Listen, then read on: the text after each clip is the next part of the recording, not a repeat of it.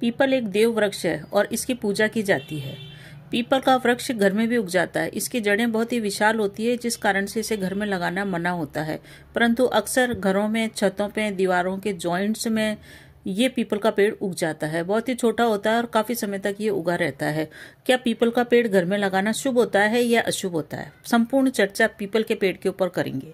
स्वागत है आपका ज्योतिष, वास्तु और उपाय के चैनल पे। अगर आप मेरे न्यू व्यूअर्स हैं तो प्लीज चैनल को सब्सक्राइब करने का कृपा करें, सपोर्ट करें। तो पीपल का वृक्ष देव वृक्ष है। गीता में श्री कृष्ण ने कहा है कि वृक्षों में मैं पीपल हूँ और पीपल की पूजा की जाती है। गरीबी को दूर करने के लिए पीपल के कई उपाय हैं, परंतु जब भी पीपल का वृक्ष हमारे घर में उग जाता है तो ये वास्तु दोष को इंगित करता है। सबसे पहली पहचान ये है कि उस घर के अंदर वास्तु दोष है।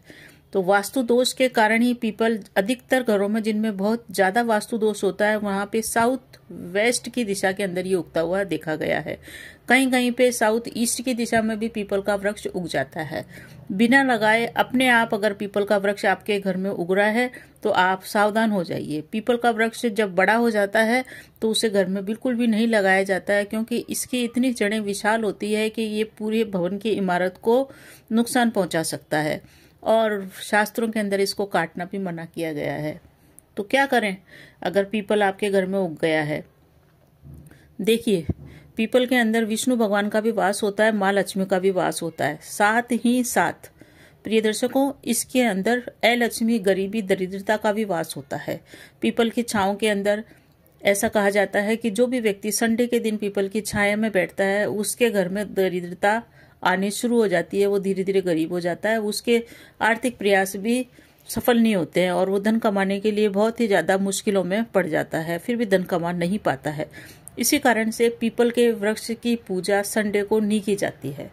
तो पीपल का वृक्ष जो कि एक देव वृक्ष है, माँ लक्ष्मी विष्णु का वास है, परंतु फिर भी इसको घर में हमको नहीं लगाना चाहिए, क्योंकि संडे को जब अधिकांश घरों के अंदर छुट्टी होती है, सरकारी अधिकारियों की भी छुट्टी होती है, प्राइवेट वालों की भी छुट्टी होती है, सभी लोगों का हमारे यहाँ पे भारत के अंदर छुट्टी का पर्व होता है और संडे के दिन ही अलक्ष्मी का निवास पीपल के वृक्ष में होता है। तो अगर हमारे घर में पीपल का वृक्ष रहेगा तो मान के चलिए संडे को हमारे घर में दरिद्रता का वास रहेगा।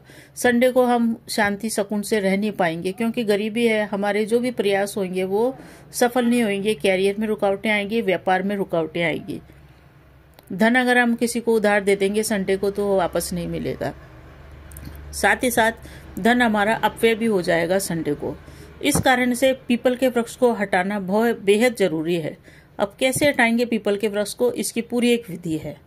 पहले तो 7 दिन तक आप बिल्कुल, जो सप्ताह के 7 दिन होते हैं उसमें से 6 दिन तक, सोमवार, मंगलवार, बुधवार, बृहस्पतिवार, गुरुवार और शनिवार, यानी कि मंडे से लेकर सैटरडे तक आप पीपल के वृक्ष को बिल्कुल भी न छेड़ें। बिल्कुल आपको छेड़ना नहीं है, क्योंकि इन 6 दिनों के अंदर पीपल के वृक्ष के अंदर माँ लक्ष्मी का वास है विष्णु के साथ।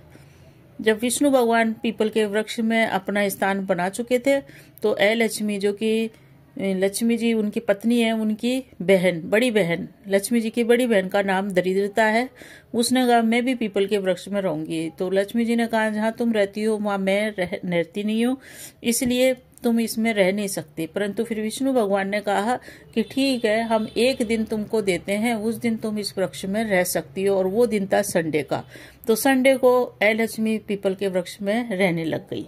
इसी कारण से जब हम पीपल के वृक्ष को हटाते हैं तो उसको हटाने का दिन भी सिर्फ संडे है। संडे को कैसे हटाना है इसकी विधि आप सुनिए। चैनल पे अगर आप नए आए हैं तो प्लीज चैनल को सपोर्ट कीजिए, शेयर कीजिए, और अगर सब्सक्राइब नहीं किया है तो प्लीज सब्सक्राइब कीजिए। तो संडे को पीपल के वृक्ष को लगाने के लिए पहले आप प्रातः प्रातः उठते बिल्कुल न हटाएं इस वृक्ष को। इस वृक्ष को हटाने की एक शास्त्रीय विधि है।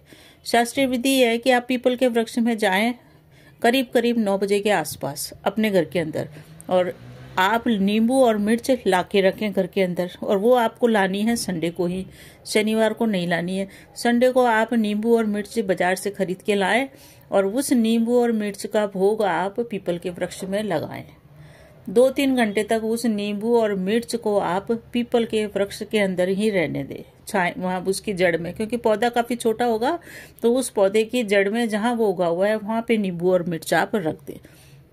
उसके बाद आप आ जाएं और उसको रखा रहने दें। कम से कम 3 से 4 घंटे तक उस नींबू और मिर्च को वहां पे रखना बहुत बेहद जरूरी है, क्योंकि लक्ष्मी अपना भोग स्वीकार करती है, फिर वो उस जगह से हटती है। इसके कारण आप अक्सर देखते हैं दुकानों के अंदर शनिवार को, रविवार को नींबू और मिर्च लगाई जाती है और फिर उसको 1 हफ्ते तक लगा के फिर उसको हटाते हैं, क्योंकि वो चाहते हैं कि उनके दुकान में, उनके प्रतिष्ठान में, शोरूम में माँ लक्ष्मी का आगमन हो। और शाम के वक्त लक्ष्मी जी और उसकी बहन दरिद्रता दोनों घूमने के लिए निकलती है। तो लक्ष्मी जी को तो मीठे भोजन पसंद है और दरिद्रता को पसंद है तीखे भोजन। तो जब भी नींबू और मिर्च वो देखती है तो वो बाहर से ही ग्रहण करके चली जाती है, जब जाके लक्ष्मी उस घर में प्रवेश करती है। लक्ष्मी जी का सिद्धांत है कि जहां दरिद्रता घुस जाती है उस घर में वो प्रवेश नहीं करती है। तो आपको ये नींबू मिर्च कम से कम 3 से 4 घंटे तक रखना है। उसके बाद आप पेड़ के पास जाइए और उसको बहुत ही सुरक्षित तरीके से निकालिए। ऐसा नहीं कि पेड़ को उखाड़ के फेंक दिया यत्र तत्र, बिल्कुल भी न करें ऐसा, क्योंकि इससे आपका परेशानी और ज्यादा बढ़ेगी। आपको उसको जड़ के सहित ही निकालना है उस वृक्ष को, और बहुत ही सावधानी के साथ निकालना है। इस तरह से सावधानी करनी है आपको कि उसकी जड़ वहां पे न रहे, क्योंकि अगर एक भी जड़ वहां छूट जाएगी तो वो वापस वहां पे वृक्ष उग जाएगा। तो बहुत ही सावधानी के साथ उसकी जड़ को वहां से निकालें और निकाल करके उसको सुरक्षित स्थान पे लगाना बेहद जरूरी है, क्योंकि अगर आपने निकाल करके इधर उधर फेंक दिया तो वो लोगों के पाँव के अंदर आएगा और उसका दोष आपको लगेगा। क्योंकि जब दरिद्रता को पाँव के द्वारा कुचला जाएगा देवी को, तो वो आपको श्राप अवश्य ही देके जाएगी। तो उसको आप जीवित रखें, उसको आप सुरक्षित स्थान पे लगाएं ताकि वो प्रसन्न रहे।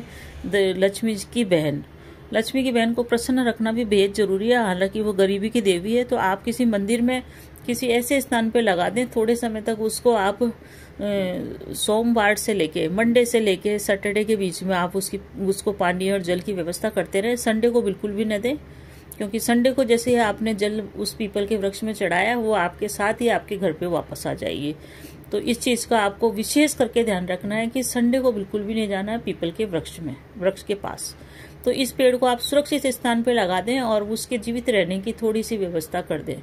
संभव हो तो मंदिर में ऐसे जगह पे लगा दें जहाँ गीला है, तो फिर आपको ज्यादा देखभाल करने की जरूरत नहीं पड़ेगी, वो अपने आप ही फल फूल जाएगा।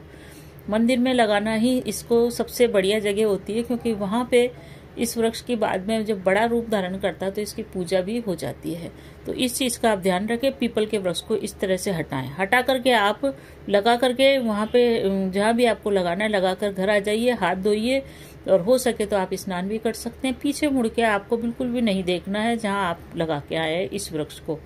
घर आ जाइए, घर आके आप माँ लक्ष्मी की आराधना कीजिए और इस तरह से आप अपने पीपल के वृक्ष को, जो आपके घर में उग के वास्तु दोष को निर्मित कर रहा था, घर में आर्थिक परेशानियां ला रहा था, वो दूर होएगा। इसके अलावा दर्शकों, एक चीज का विशेष ध्यान रखें कि पीपल का वृक्ष लग जाए घर के अंदर तो उसे कोसे नहीं कि अरे पीपल लग गया, पीपल लग गया, पीपल लग गया, क्योंकि उस पीपल के अंदर वो वृक्ष तो छोटा है परंतु उसमें माँ लक्ष्मी का वास तो है ही। इस कारण से आप इस चीज का विशेष करके ध्यान रखें। अपने घर के अंदर वास्तु दोष और माँ लक्ष्मी के आगमन के लिए वास्तु दोष भी दूर होएगा और माँ लक्ष्मी का भी आगमन होएगा। इस तरह से आप प्रक्रिया करें। तो ये था पीपल के वृक्ष के बारे में जानकारी। चैनल पे अगर आप नए हैं तो प्लीज चैनल को सब्सक्राइब कीजिए, सपोर्ट कीजिए। आपके जीवन में आयु, आरोग्य, ऐश्वर्य की वृद्धि होती रहे।